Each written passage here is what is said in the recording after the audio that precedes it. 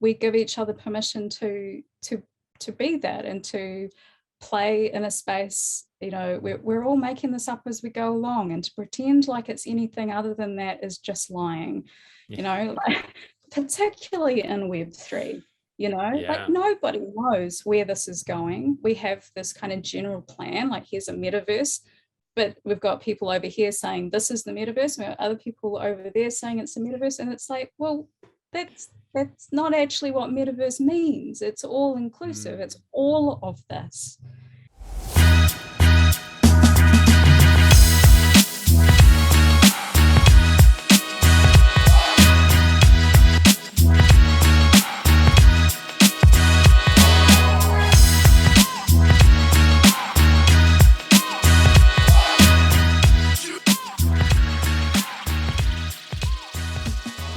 Another episode of Who's Got Clout. And so this is series 3, episode 6, and we have a very special guest with us today that I am super excited to jump into exploring. And it is the wonderful mind behind the Metazens, so Meredith Marsone, welcome to the podcast. How are you doing today?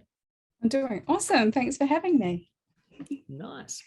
So I was just saying in the pre-podcast chat that I've been so excited to get into chatting with you and really diving in that I've just been biting my tongue until we hit record. So let's jump in. So first of all, Meredith, you're over in New Zealand. That's correct, isn't it? Yep, I'm in New Zealand, as it's known locally. Yeah, coming from Australia, we were just saying it was so nice to hear a familiar accent, and so much of the work, with from NFTs to DeSo, blockchain, it's can be quite America and Europe centric sometimes, and this is one of the first podcasts where we get to be in our own time zone. So I really appreciate you taking the time. Jumping in, Meredith. Now, one of the things, first of all, so you're an amazing artist, and I to be honest, I've seen your work on DeSo. I saw your Metazens. I jumped on. I grabbed one of the NFTs, and I've got it sitting there holding. I actually took it off sale because I had my NFTs up for sale. I was like, no, that one stays. Once I saw what you were doing out there with the work, and but one thing I have to say is, as I've been doing my research for this interview, I've been looking up your website and things. Your artwork is beyond incredible, and so I thought maybe before we jump into NFT, blockchain, and all that fun stuff, maybe we go back to kind of where this all began and how you got into this world. So where did it all start for you? Was art something that you have been attracted to since you were a child? Yeah, all my life I've been an artist. I grew up a lot younger than my siblings, and so a lot of my entertainment as a child was drawing, and that kind of worked in my favor because it meant that I grew those skills from a really young age. And it was a natural fit for me to go to art school straight after school and to develop those. I don't like the T word. I think talent is a way of disguising a lot of really hard work. It's just something that I've practiced an awful lot over the last 2.5 decades. And I channeled most of that into oil painting. So a lot of my work is realist oil painting, sometimes with an expressive abstract background as a way of communicating emotions and human experience. That's one of the things that hit me when I was reading your website and description and seeing your work was those keywords of exploring, the human experience and emotion.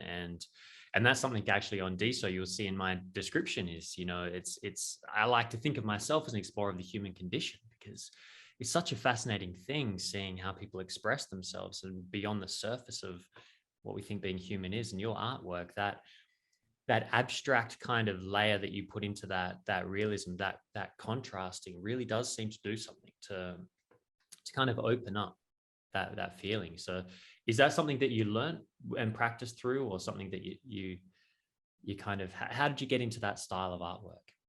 I think I realized quite early on that painting something in a realistic style, so the whole canvas being photorealistic, meant that there wasn't a lot of there weren't many access points for people to connect with the work. It was too easy to look at it and go, oh yeah, I understand that's a human sitting on a chair with a wallpaper in the background or whatever. And it's quite easy to do an eye slide past paintings like that. Appreciate them for their skill level, but not really deeply connect with them. So bringing in that abstract element, it gives someone a bit of an entry point, a way to sort of more emotionally connect with the work, because it's readable in so many different ways. And that's something else you'll find with my figures, is the expressions are often quite neutral, but just sort of tipping into something. And what that allows for the viewer is to really push their own interpretation onto the work. And that allows for a different type of connection as well. They'll have a personal story that they see within the work, and it can be a very long way from what I was thinking about at the time, but that doesn't matter to me. What matters is connection. Thinking about this, thinking about life and the way it draws us forwards, you know, it's something that I've been a big advocate for, is, you know, navigating my own personal evolution in life through synchronicity, you know, evolving my ability to be able to listen to those things that poke up and stick up, because often they will take me on a deep journey into understanding myself through my life experience. And that is something definitely that I felt in the Metazens. So for those that aren't aware, Meredith, you are the beautiful mother that has given birth to this amazing creation called the Metazens. I guess they are kind of my meta babies. Yeah. Yeah. That's a whole new world when meta babies come into this existence. Yeah. And that is something that, you know, for those, if you haven't seen Metazens, you know, check them out. And we'll go into how you got into that. But these characters, you know, they blew me away, because when I first saw them was a time when there was a lot of NFT collections, you know, jumping out on the decentralized social blockchain, and people exploring what they can do with NFTs on this blockchain. And when I saw yours, I really saw something that, like you said, it really does have these hooks that kind of catch you, and you can't just skim past, because it didn't give me a quick answer of what I'm looking at. It was almost like, hang on, what's this? You know, and wanting to get to know it more. And I even, when I was revisiting my own Metazen that I got, sat there and went, I haven't spent enough time with you, have I? And I thought, that's the first NFT I've had that like art feeling with. So Meredith, before we go into the Metazens, let's just quickly cover, or as long as it takes, what brought you to DeSo, the decentralized social blockchain, and was that the first experience with the blockchain, or had you been playing with some of the other chains before then? So the way that it started for me is I have a bunch of followers on Instagram, and I was feeling really put out by Instagram's change in highlighting video as opposed to still images. And because as an artist, I have enough to do beside recording everything I do as well. I just do some videos and some time lapses, but the amount of video content that was kind of required to keep pace with the algorithms was kind of unmanageable. And so I was moaning about this on my Instagram page, and somebody said, hey, have you heard about DeSo? You should sign up. And at that point in time, this is only June last year, but it feels like a lifetime ago. I didn't own any crypto. I didn't understand anything about blockchains or nothing. I did actually have some NFTs. I'd been involved with Maker's Place since 2017, but I didn't really get it. And I didn't understand why anybody wanted to collect work in this way. So I was a new kid. And so I signed up for what was Clout back then, the good old days, and started connecting with, I still consider them like the core community that's there, and realizing that there's a really strong and good group of people that are on there.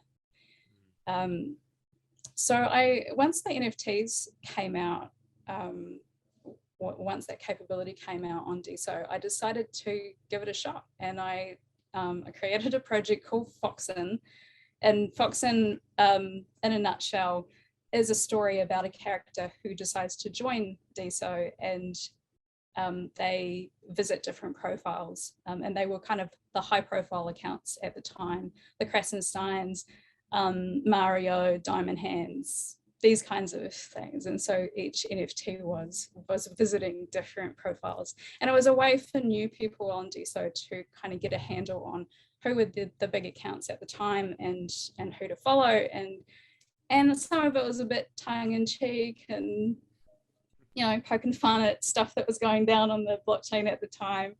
So that got into its third series. And then I started doing another project called Bleep, which was a bit of fun, but had a purpose in raising money for charity, mental health charity. So I raised, well, we as in the collectors, raised quite a lot of money for different mental health charities and some other charities on the chain as well, like Saving the Survivors.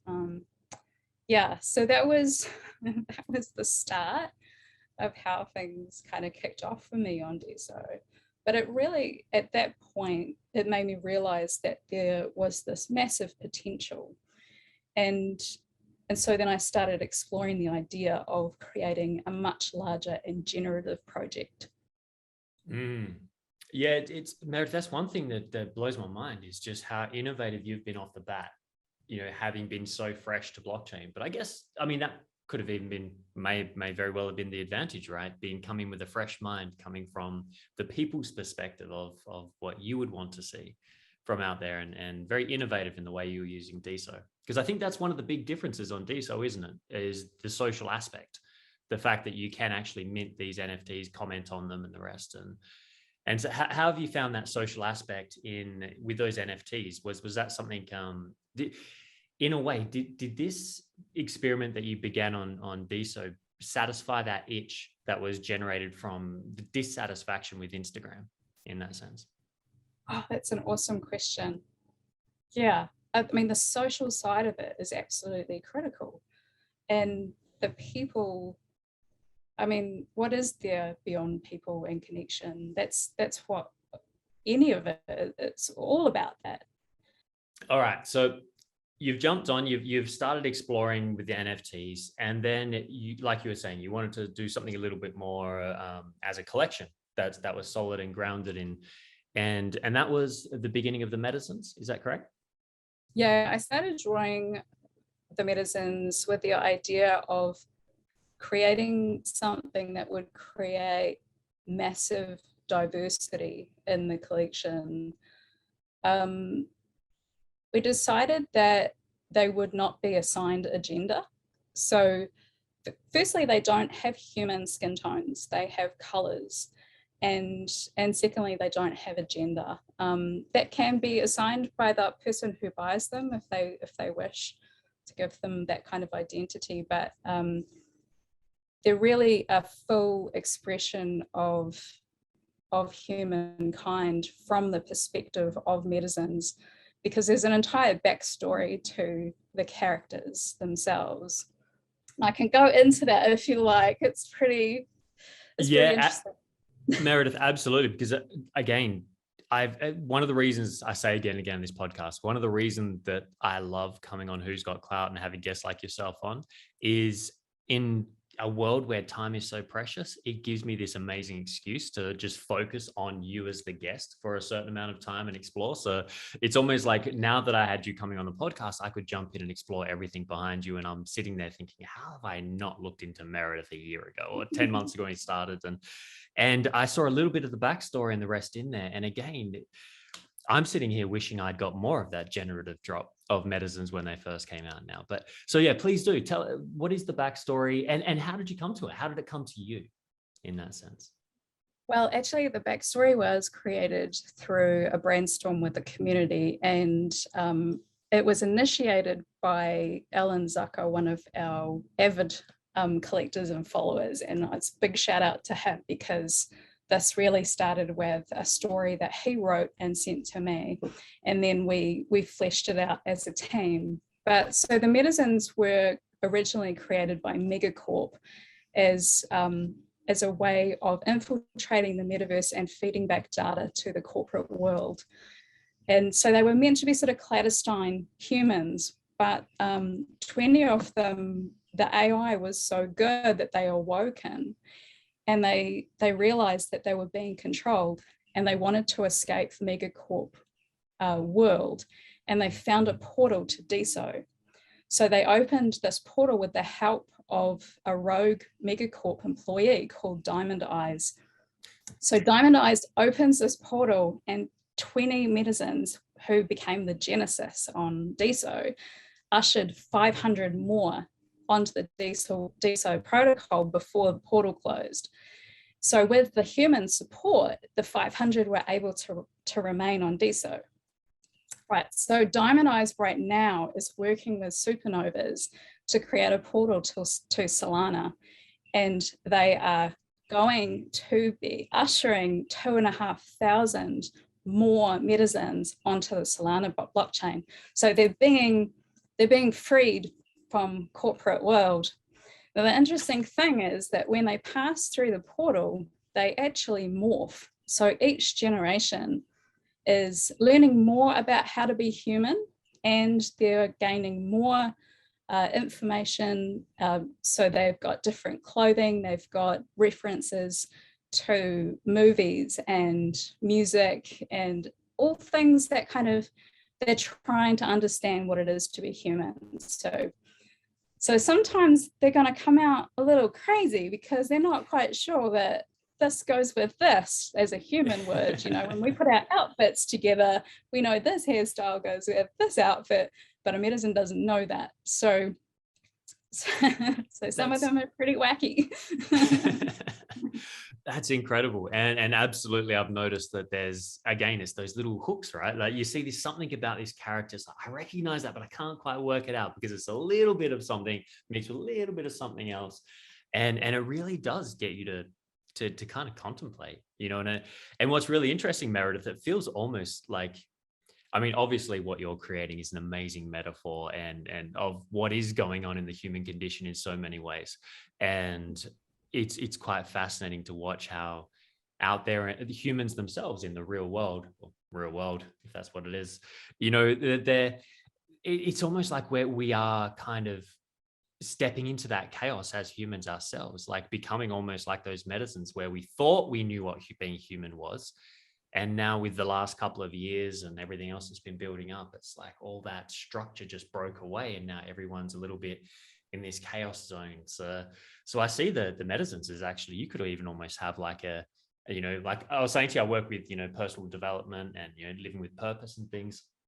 When I look at the Metazens, I see a collection of like, you know, there's almost like a process for people to go through with these Metazens and the story you've created and where it's going of self-exploration through your own NFT, which that's the first time I've even thought of that, was seeing your work.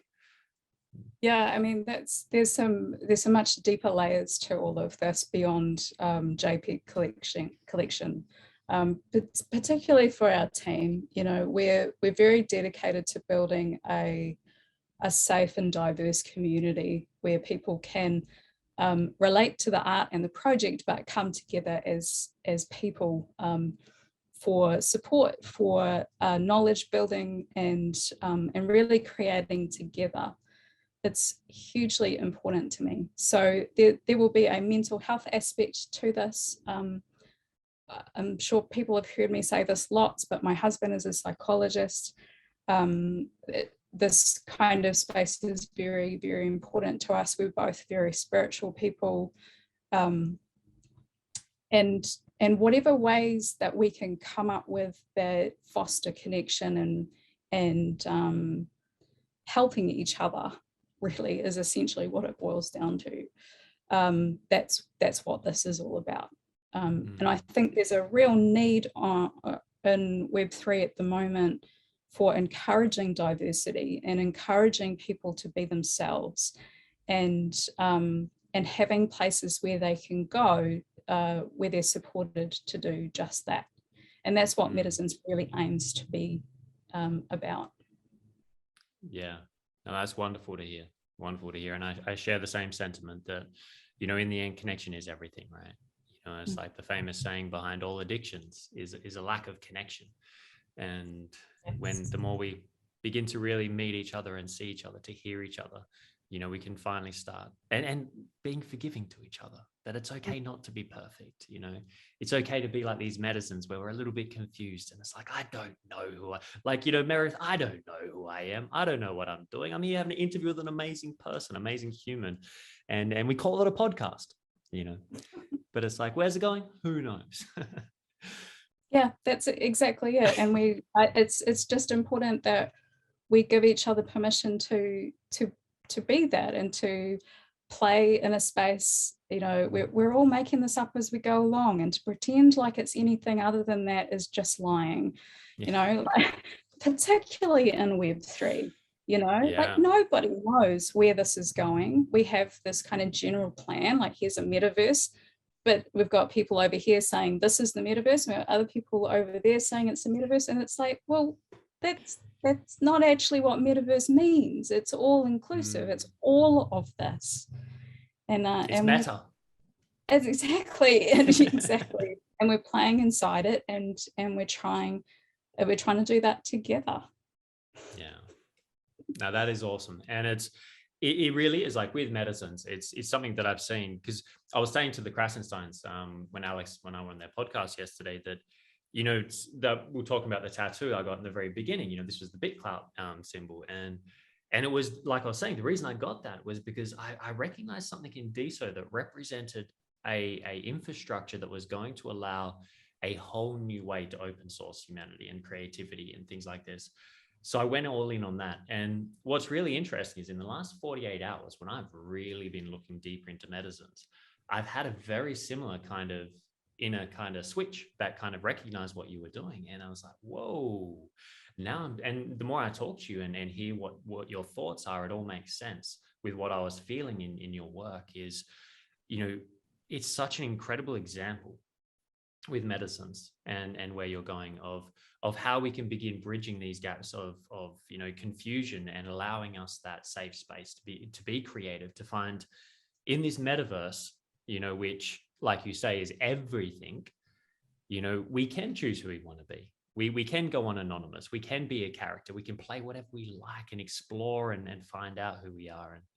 And so that was really exciting. And one of the things that I'd love to touch on and make sure I don't forget here is, you know, you are also doing an amazing thing for DSO NFTs in bridging and creating that bridge between DSO as a separate blockchain over here, and you're now bringing it into that more mainstream. I say mainstream blockchain, you know, the more main blockchains with Solana. And I love the way in your story. So you've got this portal that's currently being worked on with Supernova, which is, for those who haven't checked out Supernova, it's an awesome app online where you can access NFTs from DSO, but they're now opening up to Solana and others as well. Is that right, Meredith? Yes. So originally when we first launched Metazens, it was going to be multi-chain. And so that's Solana and Ethereum as well. We will be minting on Ethereum, date to be confirmed. And we didn't really have a firm idea about how that was going to happen. We just put that out there as our vision. And lo and behold, Supernovas just announced that they were linking up with Solana and then down the track Ethereum. And I had a meeting with them, and honestly, my head almost popped off my shoulders with the synchronicity of it, because they were exactly in line with our thinking. And like, why are they all separate? They don't need to be seen as separate. Yes, they work in different currencies, but why can't they be viewed together, and why can't they sit in the same space? And so that's what Supernovas is doing, the ability to bring all three generations together. The DSO, Solana and Ethereum collections will be viewable and purchasable in the same space. So that's super exciting. And then on top of that, if you take the fact that Supernovas is built on the DSO protocol, it means that we have that social layer that can actually kind of encapsulate the whole project. And we can be there together with them. You know, it's like OpenSea is fine and all, like it's nice to be able to browse a collection on your computer, but there's no social layer. There's no way to speak to the creators. There's no way to speak to the other collectors. There's, you know, there's a real connection blockage in that regard. And you need to like troll around and try and find other ways of getting into the project. So this is super exciting that Supernovas is making this capability. It really helps to broaden the Metazens project. It really is, you know, creating diversity within blockchain, right? Like it's amazing to see that even in technology, you know, where people get so caught up in, oh, it's my way, you know, DSO is the way we're going to do it. So, oh no, Solana is the way we're going to do it. You know, it's people can get so, you know, passionate, but also tribal and just, you know, connected in that way. And so by having these cross chain like this, that's really exciting, because it's also going to introduce people, because your artwork on its own, and you yourself, Meredith, are a respected, amazing artist out there. Your work speaks for itself. So the fact that you're bringing that through DSO into the rest of the blockchains, I think that's going to be such a powerful thing for not just bringing Metazens to the rest of the world on Ethereum, Solana, etc., but also piquing interest for people when they can then find it on Supernova and then follow it backwards and discover DSO. So I think this is going to be really exciting for DSO. Yeah, we've already had people come into our Discord server and look around and ask, oh, what's this DSO thing? And we can hook them up and get them profiles set up on Diamond App, you know. So yeah, onboarding is a thing, but once we're really going on Supernovas, I think their onboarding process is quite good. So that'll make it super easy. Yeah, it's important, you know, and like I said before, the social layer is very unique. I think Supernovas has the potential to really, really rock the marketplace with this. They're the first to do this, as far as I'm aware. So it's super exciting. It's massive. It really is massive. It's like you say, it's creating that chain, that communication that we talked about with humans. It's like it's important with everything, and because that's how we connect through our technology these days. And it's going to be exciting to see what people do with it. And so now, going on from there, so we've got the drop coming in, which we should give you a shout out as well to your Discord channel, because your Discord channel, even though, like I said, it's only the last 48 hours that I've actually kind of diverted the attention and energy and time to really investigating deeper into what you're doing, and wishing I did a lot earlier. The one thing that jumped out to me before I'd even done that is how many notifications I would get from Discord from your Discord group. It was amazing. Oh, no. Because I did join it. Yes, I know you did. Yeah, you know, you can mute all that. We've got a little, yeah. My Discord, that one, the Metazens one, is the only one that I have notifications turned on for, just secretly. But yeah, we have a Discord how-to in there, because those notifications can drive you a bit bonkers. But anyway, yeah, that Discord is I'm hoping is that we can migrate all of that activity over onto the DSO social layer once that functionality comes in. It's not there yet, we know that, but I know there are groups that are working really hard on creating something that will have that kind of function. But for now, we need a Discord, and it's a rockin' place. Like I love this community so much that's in there. Like we have a lot of fun, and they're just brilliant people, very creative.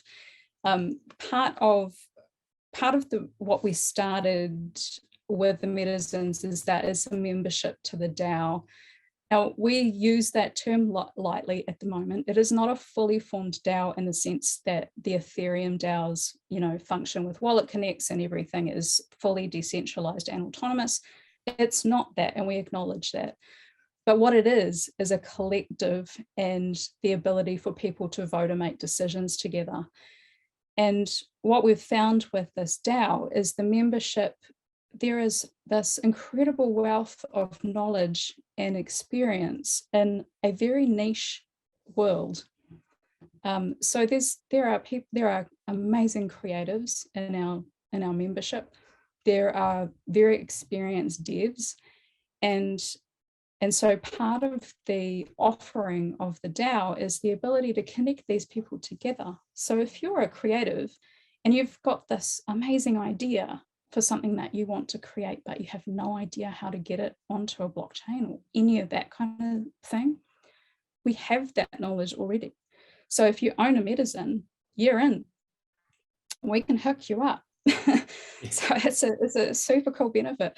But we also have a gallery, and we'll be buying and helping support other creatives and exhibiting their work in the gallery and that kind of thing. And there's a lot of facets to this, but the main thing is like sharing knowledge and creating ways of people connecting with the right people and being able to trust that who you're talking to is trustworthy. So they're all vetted, right? We all vet each other. We all know each other. It's a beautiful little verification way, right? It's it's about as verified as it gets, Verify me, Diesel. Are you not? You're not verified yet? Not verified. It'd be nice to hear what, a statement about what's going on there. And my general theory is that they're just so full on and everything else. It's like trying to get attention to verification. We'll get the new verification system. Yeah, we're like, no, we don't want to talk about that. Yeah.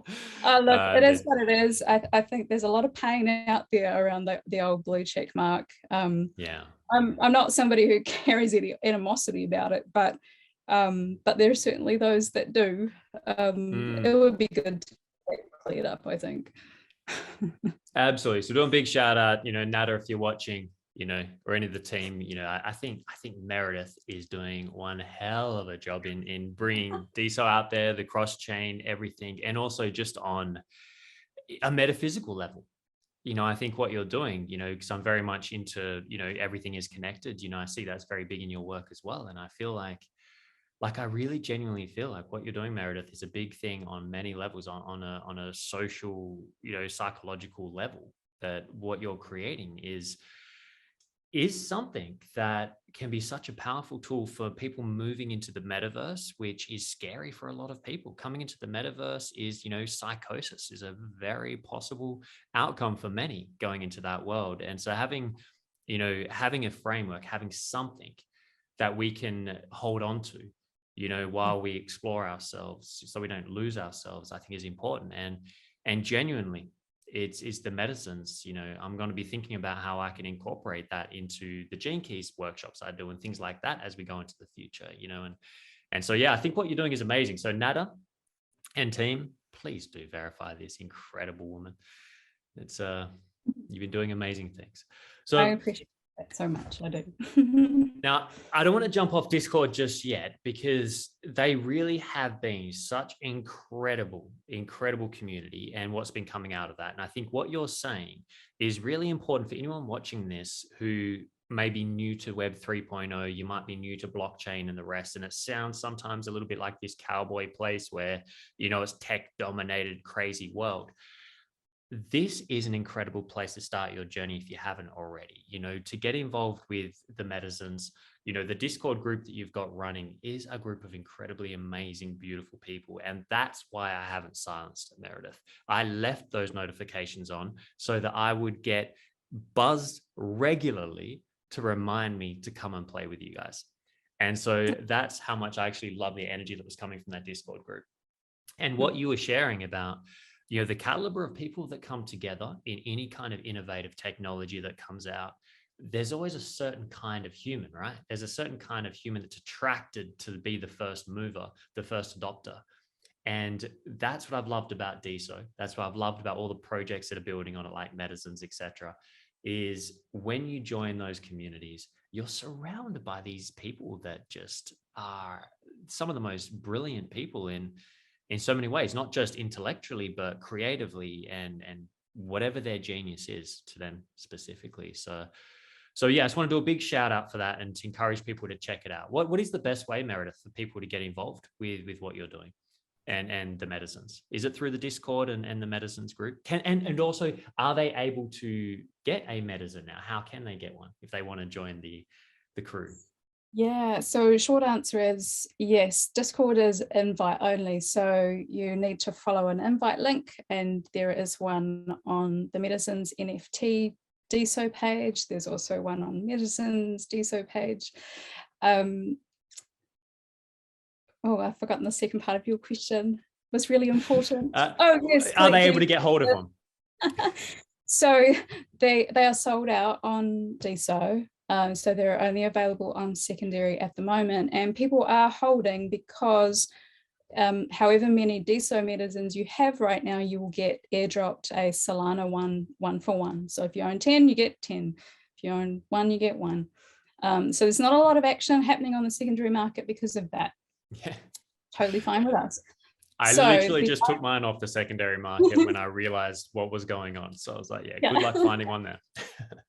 So, but what we have coming up is obviously the Metazens are going through this newfound portal to Solana. So you can sign up to the pre-sale list, which will mint on March 10th. That's North American March 10th. Awesome. So that's Southern March 11.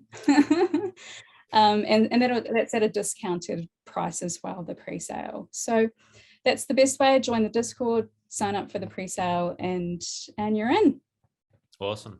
And the entry point. So I was curious to ask you, because obviously with DSO, it's, you know, the minting costs for NFTs are pretty much borderline non-existent, right? It's very, very minimal. And on the other chains, that's a different story, isn't it? It is. Solana is reasonably low. The gas prices are very low.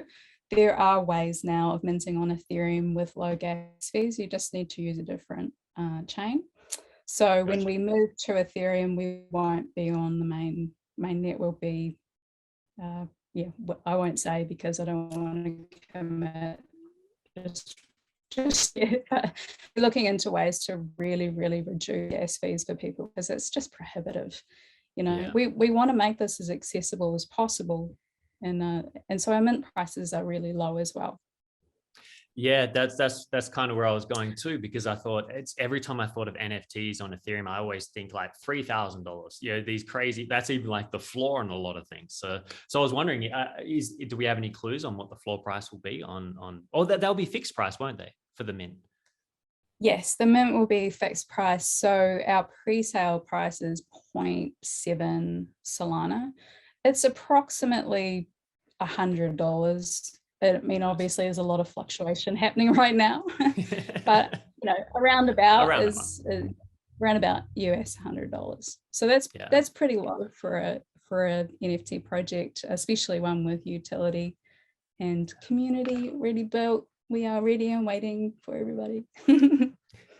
No, Meredith, it's when I saw the price of jumping in on the Metazens originally, you know, I bought in and got one without even thinking, because I thought, whatever it is, these are awesome. And for this price, it was worth it, well worth it already. And I think it was a bargain. And so even at around $100 for what you're creating and the magic behind it, the utility behind it, it's like, please do everyone go check out the Metazens, check out the webpage. And look at it. You've done a great job putting the backstory. The roadmap is fantastic. It's very attractive. It's just so easy to read, and it feels almost like a computer game. Like you really do have this story, this adventure that's built in there. So please, everyone, check out that roadmap and where it's heading, because you're moving to the virtual world. Is that correct, with the virtual gallery? Yes, GDS has created our first gallery for us, and he's currently in LA recording a new space for us, but we have a temporary one at the moment. But it's our intention to expand that into several different spaces. So we have an event space, we have an art gallery space, and we have a hangout space. So people can actually, physically, well, you know what I mean, physically hang out in a metaverse space. Yeah. Metaphysically. Metaphysically, yeah. That's what we're all No, doing that's these awesome. days. Yeah, absolutely right. It's like spirituality and life and science. It's like all these worlds are suddenly mixing through art. Yeah. Wasn't it? I forget. I don't think it was Pierre Chardin. Someone once said, it was the one behind the peace banner, Rorik, I think it was.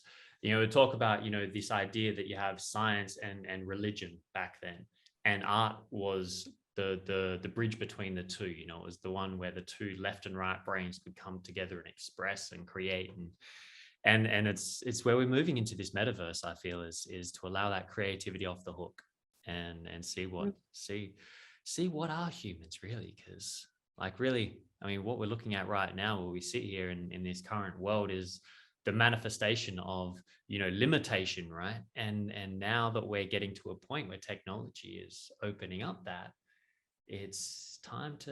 sounds like it's almost time to recalibrate and rethink what actually being human is. And so we've got some exciting adventures. So yeah, I will let you in on a little secret, and anyone else who has actually listened this far deserves a secret. So the overarching reason why I'm doing this is any money that I earn from this is going into a psychedelics assisted therapy center that my husband and I will be opening in New Zealand in, I would say, probably about 5 years' time, by the time everything's caught up. So, so my husband is going through his doctorate process at the moment, and then he will be training as a therapist for psychedelics. It's our belief that this is a modality that has the potential to do a lot of healing in the world, and we want to be a big part of that, and we need a lot of money for that. So this is my attempt, and sort of trying to work with the universe here, right? To create the income to make this a possibility, because we really, really want to do this. Wow. What's your husband's name, Meredith? I can't actually out him at the moment, because it's not legal in New Zealand at the moment to prescribe psilocybin or any of the substances used. And it's not that we're doing it, we're not practicing, and we're not guiding people or anything like that. But he is a military psychologist. So it's important that that he's given a certain amount of anonymity. Now, obviously, people can find out who he is if they really dig far enough. But But it's not something that you need that attention right now in the early stages. Really. Yeah. So with military, well, let me know if he is, and we can clip that bit. And if everyone's watching and it wasn't clipped, then thank you for allowing us to share that, because Meredith, that's like you both, the reason I ask his name is because I just wanted to thank him and say that I think both of you, like that's you've just blown me away. Like, I'm your biggest advocate. That anything you need to help with that project, I am there. I've seen firsthand, time and again, how that kind of therapy can be game changing. I've literally seen somebody, an old friend who came from Melbourne, Victoria, who was part of the gangs and all the rest. He was abused by the priest when he was young, and the usual story that goes into the violence and the things, and he came to Perth to get away, and it was during my younger years, and a backyard psychologist back then. And I remember on MDMA, a whole bunch of misfits coming together. But there was like this ritual just kind of happened, and I almost became like a cult leader, leading this kind of ritual of changing his nickname from Nightmare to Cuddles, because he gave the best cuddles, because he's bear of a man, and he had the biggest heart, and he cried and cried, and everyone gathered and loved him and just loved him. And it was like, for the first time in his life, he felt seen and loved and heard, and the name stuck, and there was a massive change that happened. in that evening that blew me away. And ever since, I've always been watching and paying attention to these possibilities. So that is super exciting. That is it's the ability to change these really deep running narratives that we have. Psychedelics have this ability to really literally open your mind to other possibilities about who you are and really why you're here. And if you've got trauma in your past, and particularly MDMA assisted therapy, it can give you a way of re-experiencing that trauma from a different perspective and rewrite the narrative that you have around it. So that can convert from something that was deeply traumatic and injuring to a narrative that creates meaning, and it allows the person to move on and to not move away, but integrate that experience and make it meaningful and purposeful. Wow. Well, I'm super excited, Meredith. I knew it was going to be great getting to chat with you, but I had no idea that you were going to blow me away this much. And you've just given me some clues as to where to focus next with, how I can interact with de-sobering my work of, purpose and different things that I used to work with and still do, and bring that and integrate it more and inspired by what you're doing. So thank you so much for that. Now, I could talk to you for hours on end, but it is now time for me to invite in my co-host, Alex Broken. Alex, my friend, have you got some questions for Meredith, I believe? Hey, Meredith. Hi. It's a pure joy to see you again on Clout Forum. As far as I remember, the first time was on our art exhibition in August. And this videotape is on YouTube, and it's a proof that you are true OG in the space. And it's just, I'm glad to see you again. And Mark, thank you so much for your part of the conversation.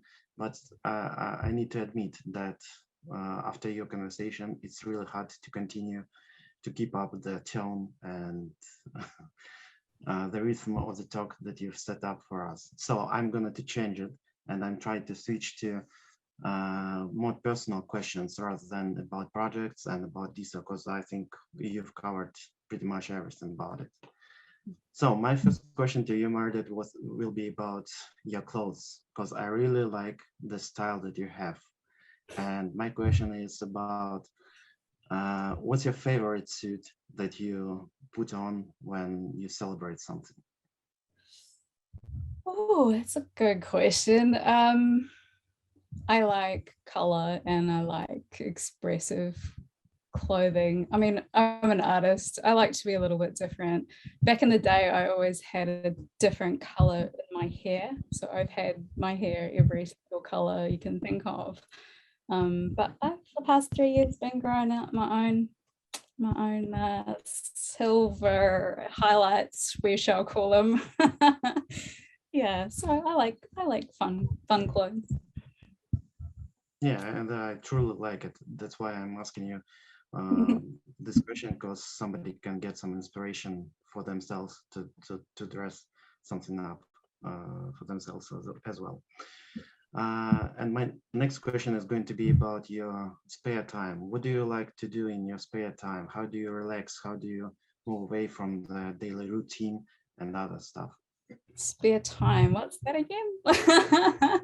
I honestly live, breathe this project. And I tend to do that. I really get very deep in whatever it is I'm working on. And so I've been doing that for a long time, months and months now. But what do I like to do? I live by the beach. So during summer, we go for a swim before dinner every day. And I have 2 rescue greyhounds who are both whining for me to open the door right now. So I'm just going to open the door real quick. There you go. One wants to go in, one wants to come out. So that's typical of them. So I love doggy cuddles. Oh, there she goes up there. Yeah, and I have a family. And we tend to spend most of our time together. So I have 3 daughters, they're 7, 18 and 21. Yeah, so I'm very lucky where we live and my family. Wow. Yeah, you are living in a beautiful place with hand reach out to the ocean, and it's just awesome. But do you like to travel? Do you like to move from that place to visit other places and so on and so forth?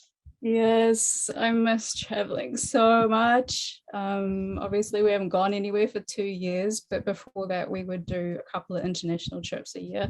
Because we live in the bottom of the South Pacific, like there's really, you have to get on a plane to visit, you know, another country. Shout out to Australia, just like 3 hours over the ditch. Um, but yeah, we typically love to go, well, we've gone all over Asia, Europe. We haven't gone to India yet. That's on our wish list. I want to go back to Italy, my favorite place on the planet. But honestly, if somebody offered me a plane ticket right now to anywhere, I would just go. It'd be amazing to be able to do that again. Cool. And do you speak any languages? I am learning Te Reo Māori, which is our native language in New Zealand. It got very close to dying out in New Zealand because it was punishable to speak it in the 60s and 70s. So there was an entire generation who not only didn't continue speaking it, but it became a negative thing to do because of this punishment aspect. But my generation are reinvigorating the language, and it's becoming more commonplace to speak it in New Zealand now. We all know the greetings and numbers and that kind of thing, but being able to be fluent in Te Reo Māori would be pretty amazing. I am part Māori myself, so it's a very big part of my identity to reclaim that. But other languages, oh, I've got like high school German. Ich habe blaue Augen. I think I remember that's about it. Was it a curse word? Yes, we have a couple of those. Yes, my dad used to say scheißen all the time around the house, and we had no idea he was swearing. And what's your favorite curse word? Most used, I mean, when something bad Like happens. in English? Oh, I don't know. I've been known to drop the F-bomb like a lot because when I get stressed, it's like the most stress relieving word in our vocabulary. Did you know that that's actually a thing? Like in the psychology of our language, when you swear, you actually experience a chemical release and relief. So it's not my fault. Just try to relax. Yeah, and as far as I know, so there are two effects. So one, when you are using these words not very often, it gives you the relax and revelation feeling. But when you're using too much, it puts you in the mood of the word that you are saying. So it's like tuning yourself on this bad mood when you're saying too much. Right. Well, I must be varying that enough because so when you are saying it, it just reminds you what happens when you saying this word in ordinary situations. Noted. So you are a great NFT artist and you are absolutely astonishing at it. But I would like to know a little bit about another creative side of culture. I mean, about the music. What's your favorite song? What's your favorite group? And if there were a theme song, what it would be, so you can name it as your lifetime theme song? Gosh, you know, one of my big regrets in life is that I haven't had more music in my life. I wasn't in a family that listened, you know, had the radio on or anything like that. So it wasn't really until I was in my 20s and that I started listening to music. So I'm very run of the mill. Like I'm not really outside of like pop music really and what I listen to and what I like. Gosh, I mean, I can't even, if you ask me what are themes, I mean, I love London Grammar. If I could sing like anybody, it would be her. She's just got the best voice. But yeah, I could listen to her albums like over and over and over and over. But I really love musicals. So I love singing along to music. I actually went to university for a year and a bit to study solo performance and classical training in singing. But performance anxiety meant that I quit in the second year. But anyway, I love musicals. I would love to be able to perform as an amateur and that kind of thing. Rocky Horror Show all the way. It'd be my dream to be in that. So you almost answered to the next question. So my next question is going to be about, if you weren't doing what you're doing now for a living, what would it be for you? I can't imagine doing anything that wasn't creative in some way. I thought I would always be an oil painter, to be honest. I didn't think I would put my brush down for as long as it's been, but it's been a while. I'm just getting so much satisfaction with drawing digitally that it's okay. I would love to be on stage performing, but I am really an introvert, and performance is a huge stretch for me. However, now that I'm married to a psychologist, maybe I could actually address the performance anxiety with a little bit more substance and get over myself. But yeah, there's something so profoundly vulnerable about singing. There's just nothing else like it. Yeah, just imagine there is a concert hall, and there is a band of music group, and they're performing, and while they're performing for an hour, you and other artists on the stage drawing your painting, and you're just providing the result after 2 hours of this concert to everyone and selling it as an NFT. That sounds lovely. Good experience. Yeah, that sounds really nice. I mean, I have done that singing. I haven't done that in any other creative way, but yeah, I mean, who knows? when you're in a band that are performing music and you're just doing your painting, you don't need to sing, but you're on a stage with a musical band and you're just doing your thing. So it's like combining two arts together in one space. I don't know.